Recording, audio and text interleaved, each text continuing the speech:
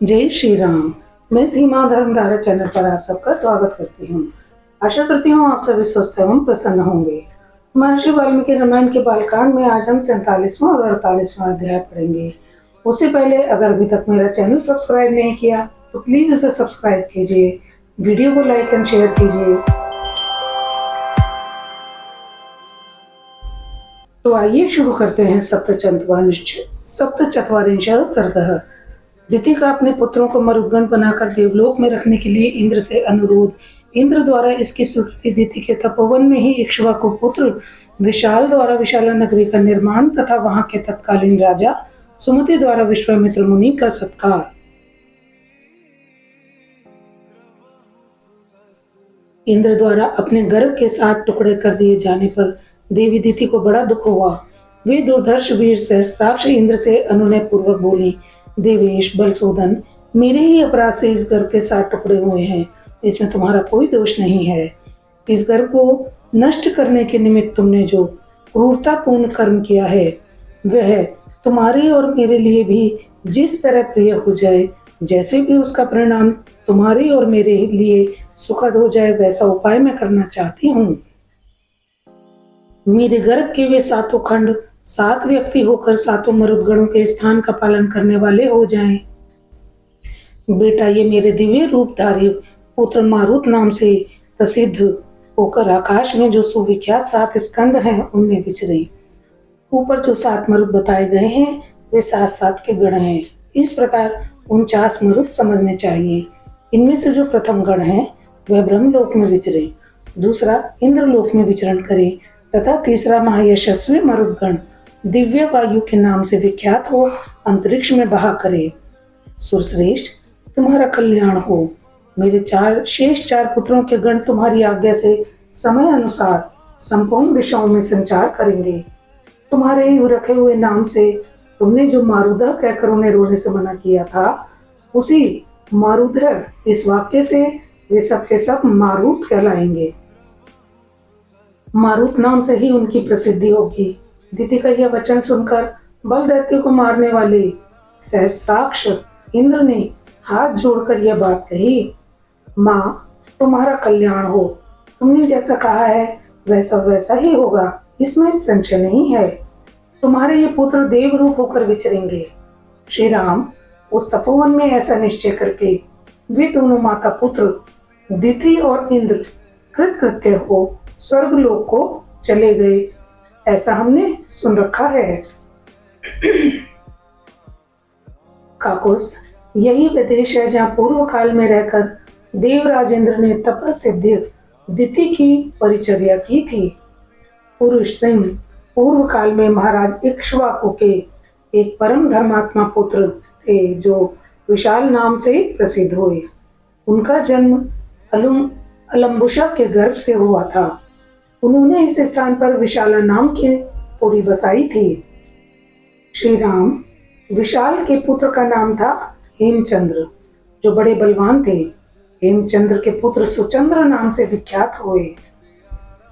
श्री रामचंद्र सुचंद्र के पुत्र धूर्माश्व और धूर्माश्व के पुत्र संसृजय हुए।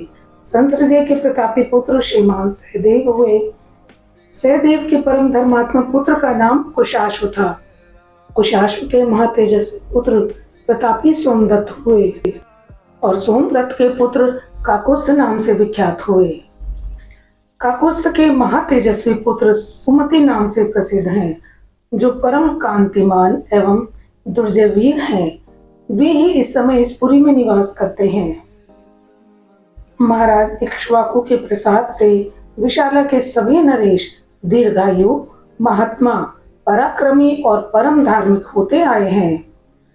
नरश्रेष्ठ, आज एक रात हम लोग यहीं सुखपूर्वक शयन करेंगे, फिर कल प्रातः काल यहाँ से चलकर तुम मिथिला में राजा जनक का दर्शन करोगे। नरेशों में श्रेष्ठ, महातेजस्वी, महायशस्वी राजा सुमति विश्वामित्र को पुरी के समीप आया हुआ सुनकर उनकी अगवानी के लिए स्वयं आए।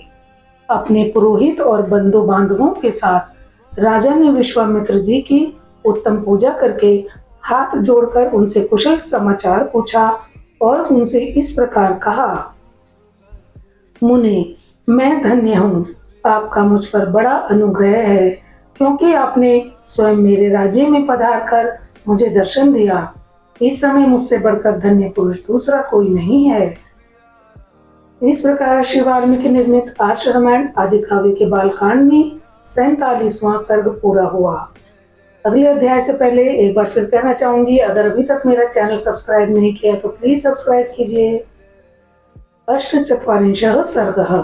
राजा सुमति से सत्कृत हो एक रात विशाला में रहकर मुनियों से श्री राम का मिथिलापुरी में पहुंचना और वहां सुने आश्रम के विषय में पूछने पर विश्वामित्र जी का उनसे अहिल्या को शाप प्राप्त होने की कथा सुनाना।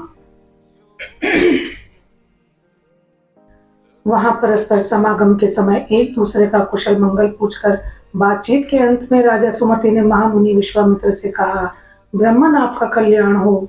ये दोनों कुमार देवताओं के तुल्य पराक्रमी जान पड़ते हैं। इनके चाल ढाल हाथी और सिंह की गति के समान है। ये दोनों वीर सिंह और सांड के समान प्रतीत होते हैं। उनके बड़े बड़े नेत्र विकसित कमल दलों के समान शोभा पाते हैं। ये दोनों तलवार तरकश और धनुष बाण धारण किए हुए हैं। अपने सुंदर रूप के कारण दोनों अश्वनी कुमारों को लज्जित करते हैं तथा युवावस्था के निकट आ पहुंचे हैं। इन्हें देखकर ऐसा जान पड़ता है मानो दो देव कुमार देवेच्छा से देवलोक में पृथ्वी पर आ गए हों। मुनि, ये दोनों किसके पुत्र हैं और कैसे किस लिए यहाँ पैदल ही आए हैं? जैसे चंद्रमा और सूर्य आकाश की शोभा बढ़ाते हैं, उसी प्रकार ये दोनों कुमार इस देश को सुशोभित कर रहे हैं। शरीर की ऊंचाई, मनोभाव सूचक संकेत तथा चेष्टा में ये दोनों एक दूसरे के समान हैं। श्रेष्ठ आयु धारण करने वाले ये दोनों नरश्रेष्ठ वीर इस दुर्गम मार्ग में किस पर लिए आए हैं, ये मैं यथार्थ रूप से सुनना चाहता हूँ। सुमति का यह वचन सुनकर विश्वामित्र ने उन्हें सब वृतांत यथार्थ रूप से निवेदन किया। सिद्धाश्रम में निवास और राक्षसों के वध का प्रसंग भी यथावत रूप से कह सुनाया। विश्वामित्र जी की बात सुनकर राजा सुमति को बड़ा विस्मय हुआ। उन्होंने परम आदरणीय अतिथि के रूप में आए हुए उन दोनों महाबली दशरथ पुत्रों का विधि पूर्वक आतिथ्य सत्कार किया। सुमति से उत्तम आदर सत्कार पाकर वे दोनों रघुवंशी कुमार वहां एक रात रहे और सवेरे उठकर मिथिला की ओर चल दिए। मिथिला में पहुंचकर जनकपुरी की सुंदर शोभा देख सभी महर्षि साधु साधु कहकर भूरी भूरी प्रशंसा करने लगे। मिथिला के उपवन में एक पुराना आश्रम था जो अत्यंत रमणीय होकर भी सुनसान दिखाई देता था। उसे देखकर श्री रामचंद्र जी ने मुनिवर विश्वामित्र से पूछा, भगवान, यह कैसा स्थान है जो देखने में तो आश्रम जैसा है, किंतु एक भी मुनि यहाँ दृष्टिगोचर नहीं होते हैं। मैं ये सुनना चाहता हूँ कि पहले यह आश्रम किसका था।